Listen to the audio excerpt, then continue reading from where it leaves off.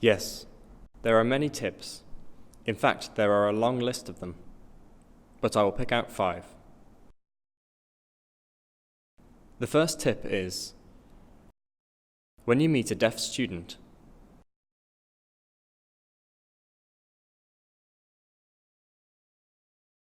say I want to communicate. If you try gesturing, it's visual. If they don't understand you, don't be afraid to ask the deaf student for help. Deaf students are very friendly. Tip number 2 is,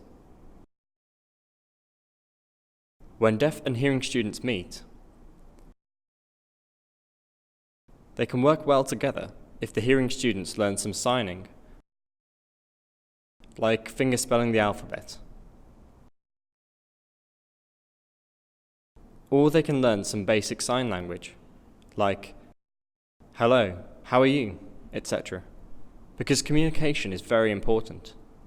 And to a deaf student, that can make a big difference. Thirdly,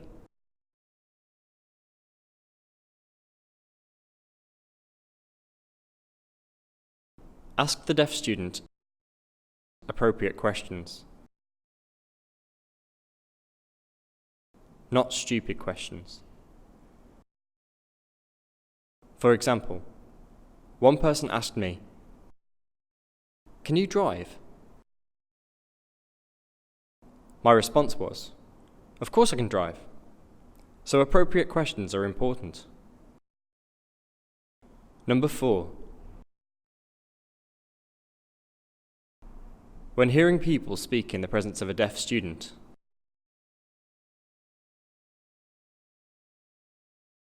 don't ignore them. Include them in the conversation.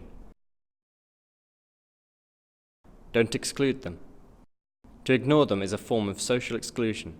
If you say, "Oh, don't worry about it, it's not important," well, it's important to me. Many deaf people take in information visually. We want to know what's going on. People are having a conversation, and it's like we're having to say, "Hello, I am here." Hearing people need to remember that. Number 5. Be nice with deaf students. Not rude to deaf students. They like to help you. If you're unsure because you don't know how to communicate, there are many different methods you can use. Also, hearing students have to understand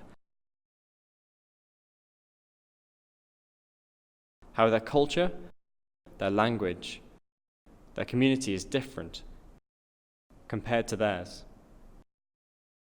Those are my 5 tips for when hearing students meet or are around deaf students.